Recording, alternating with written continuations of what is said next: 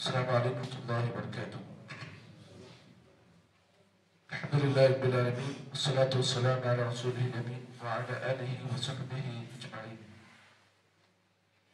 اعوذ باللہ من الشیطان الرجیم، بسم اللہ الرحمن الرحیم۔ فَإِذَا قَضَيْتُمُ الصَّلَاةَ فَاذْكُرُوا اللَّهَ قِيَامًا وَقُعُودًا وَعَلَى جُنُوبِكُمْ فَإِذَا اطْمَأْنَنْتُمْ فَأَقِيمُوا الصَّلَاةَ إِنَّ الصَّلَاةَ كَانَتْ عَلَى الْمُؤْمِنِينَ كِتَابًا مَوْقُوتًا۔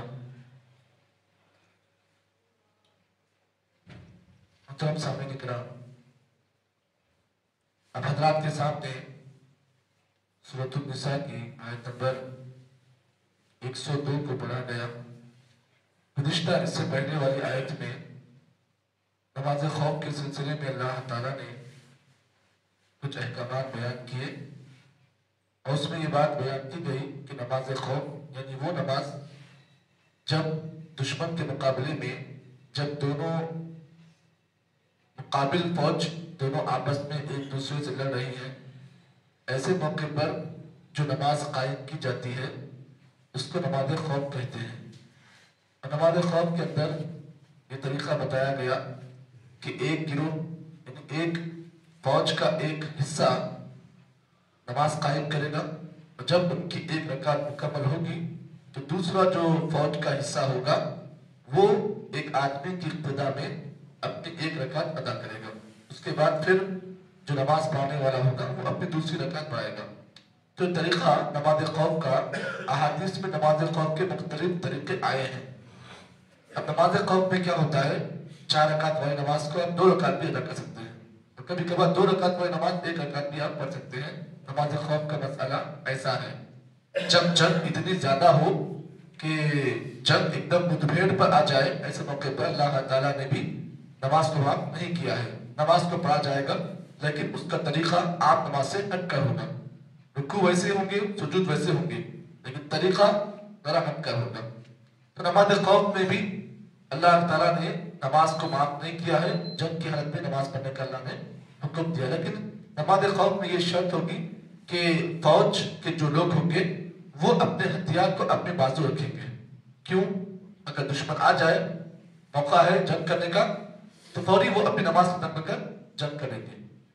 تو نماز خوف میں ہتھیار کو اپنے بازو آپ رکھ سکتے ہیں۔ اللہ نے اس کا حکم اس آیت کریمہ میں دیا، جیسے کہ آیت کریمہ کیا ہے، وَلَا جُنَاحَ عَلَيْكُمْ إِن كَانَ بِكُمْ أَذًى مِّن مَطَرٍ أَوْ كُنتُم مَرْضَىٰ أَن تَضَعُوا أَسْلِحَتَكُمْ۔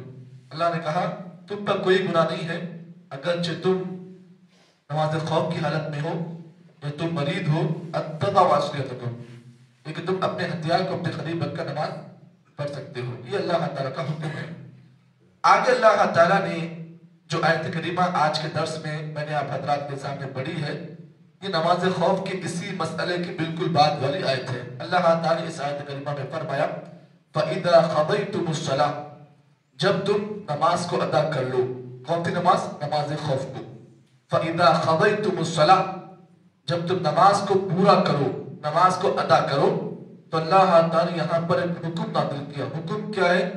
فَاذْكُرُوا اللَّهَ قِيَامًا وَقُعُودًا وَعَلَى جُنُوبِكُمْ، اللہ کا تم ذکر کرو بیٹھ کر، کھڑے ہو کر، وَعَلَى جُنُوبِكُمْ، اور تمہارے پہلو کے بل۔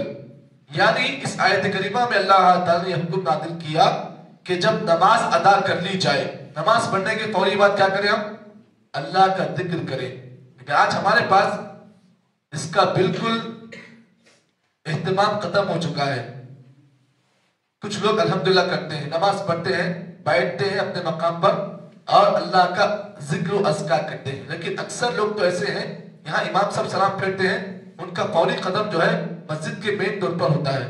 اللہ نے یہاں پر دیکھیں حکم کیا نازل کیا، فَإِذَا قَضَيْتُمُ الصَّلَاةَ، جب تم نماز کو پورا کر لو تو کیا کرو؟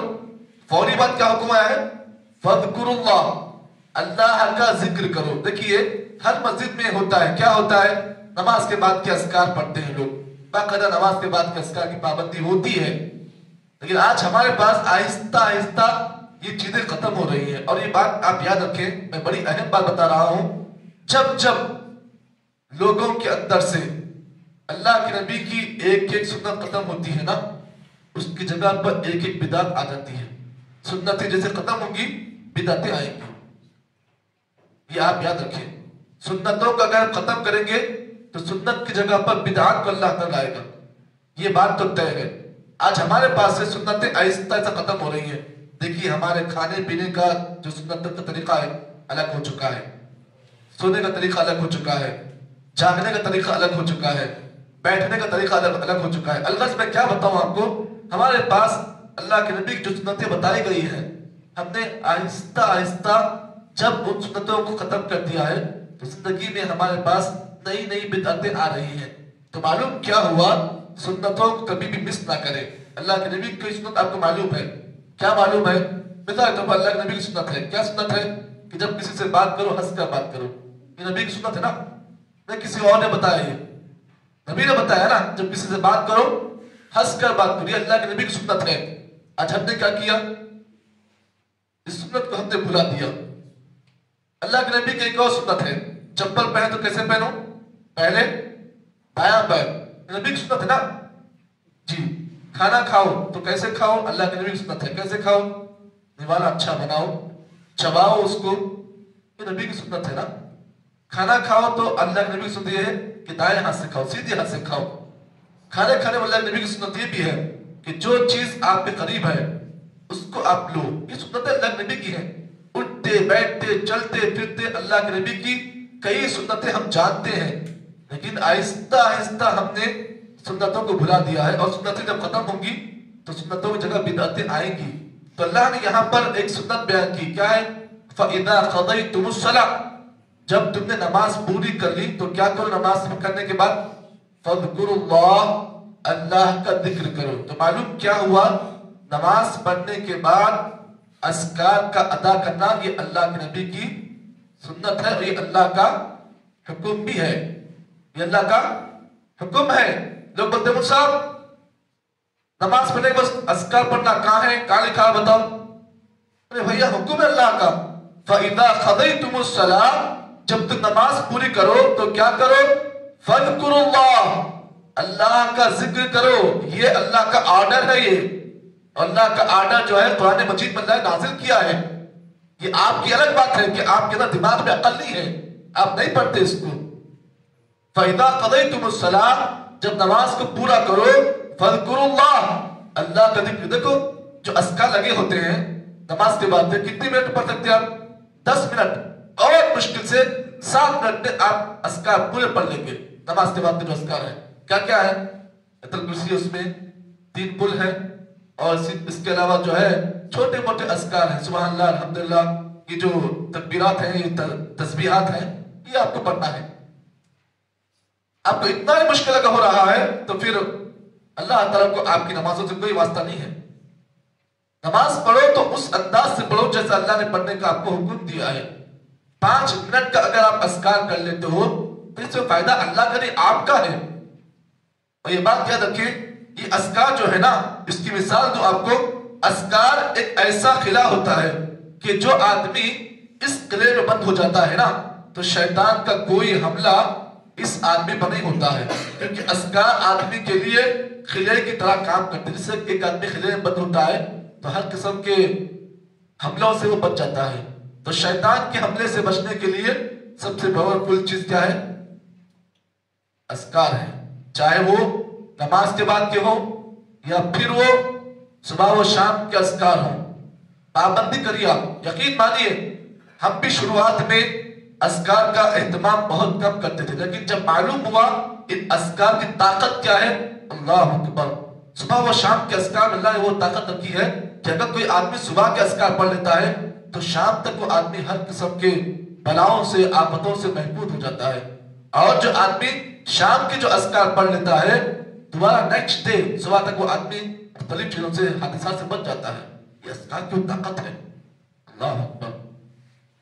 تو اللہ نے کہا فَإِذَا قَضَيْتُمُ الصَّلَاةَ فَاذْكُرُوا اللَّهَ قِيَامًا وَقُعُودًا وَعَلَى جُنُوبِكُمْ. اب یہاں پر آپ اس بات کو بھی جان لیں، اللہ کے نبی صلی اللہ علیہ وسلم کی اگر آپ حدیثوں کا مطالعہ کریں، ایک حدیث آپ بتاؤں گا جو اذکار کے لیے بڑی پاورفل ہے.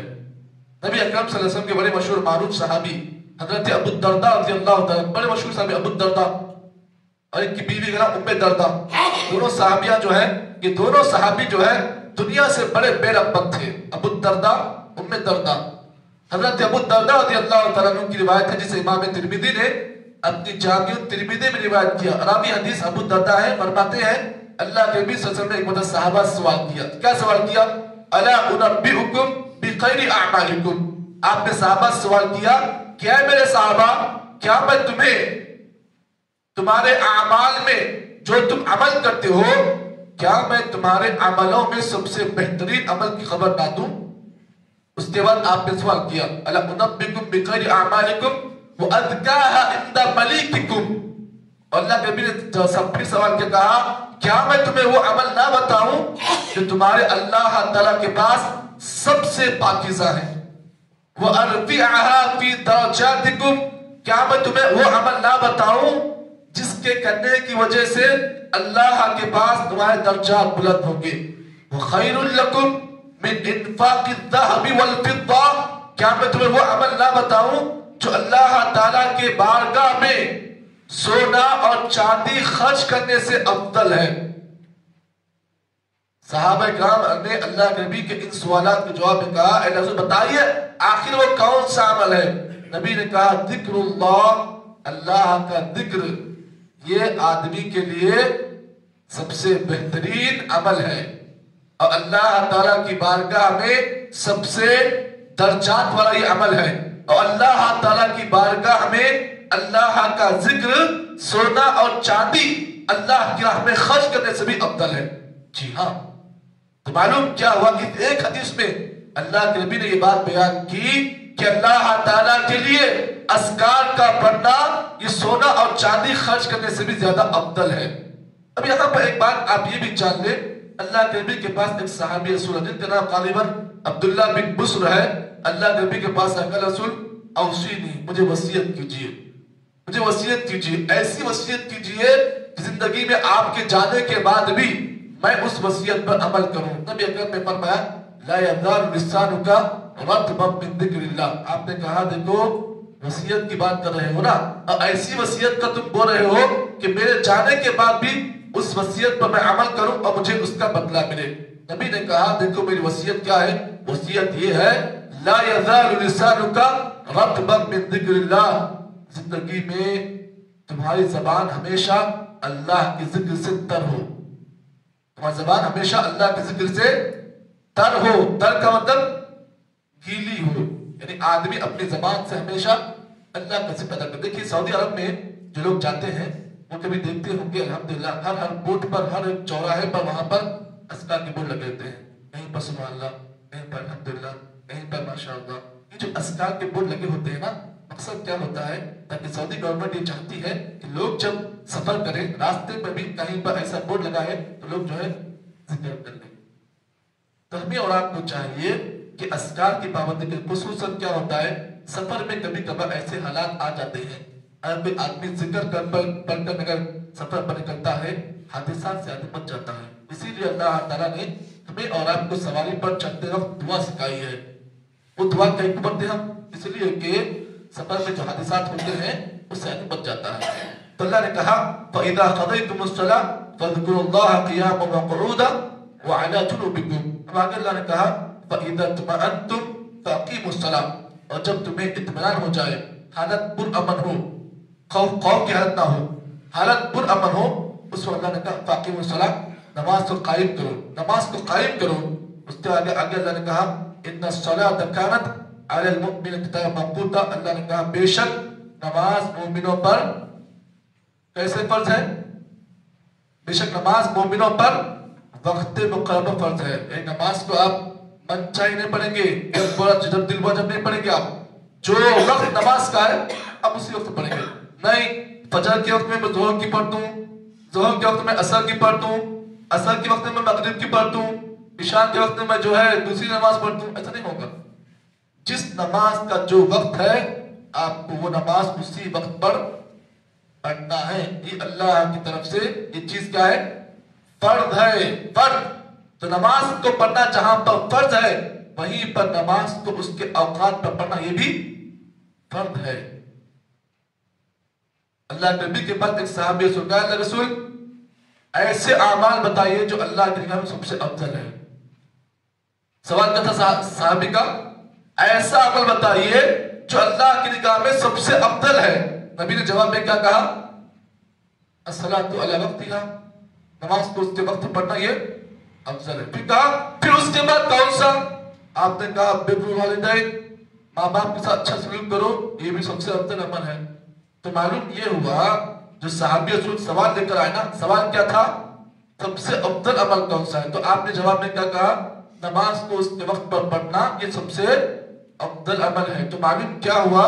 ہمیں اور آپ کو اس حدیث سے یہ بات معلوم ہوئی کہ نمازوں کو ان کے وقت مقررہ پر پڑھنا یہ سب سے افضل عمل میں سے ہے. اب آگے اللہ تعالیٰ نے ایک اور آگے والی آیت میں اللہ تعالیٰ نے اور بھی 2 احکامات بیان کیے ہیں. انشاءاللہ آگے کے درس میں آپ حضرات کے سامنے اس مسئلے کی وضاحت کی جائے گی. اللہ سے دعا کرے کہ اللہ تعالیٰ ہمیں اور آپ کو جتنی باتیں ان آیتوں کی روشنی میں بیان کی گئی ہیں، اللہ تعالیٰ ہم تمام کو ان پر پابندی کے ساتھ عمل کرنے کی توفیق عطا فرمائے. اللہ تعالیٰ ہم تمام کو نماز کو، خصوصاً نماز کو اس کے وقت مقررہ میں پڑھنے کے اللہ تعالیٰ توفیق عطا فرمائے. سبحان اللہ بحمدہ، سبحانک اللہم وبحمدک، نشہد ان لا الہ الا انت، نستغفرک ونتوب الیک.